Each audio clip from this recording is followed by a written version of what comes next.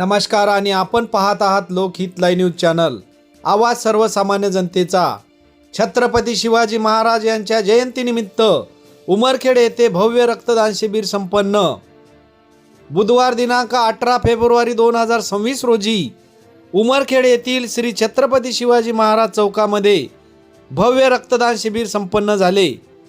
सर्वप्रथम उपस्थित मान्यवरांच्या हस्ते श्री छत्रपती शिवाजी महाराज यांच्या प्रतिमेचे पूजन करून रक्तदान शिबिराला सुरुवात झाली।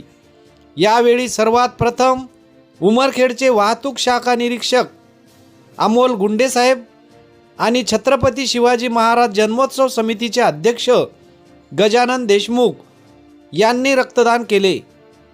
त्यानंतर सुरेश कदम सर, चंदू पाटील वानखेडे, गोविंद भोयर आणि 30 ते 35 शिवप्रेमींनी यावेळी रक्तदान केले। नांदेड येथील blood bank, Indian red cross society व पारशी अंजुमन ट्रस्ट संचालित आणि doctor Deepak Thackeray, doctor Ajit Nalawade, doctor कोले यांनी सहकार्य केले।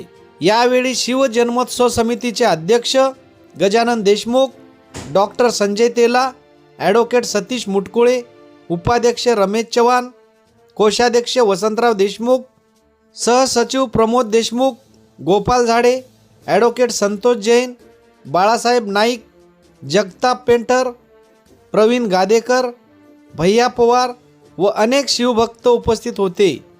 लोकहित लाईव्ह न्यूजसाठी विजय कदम, उमरखेड।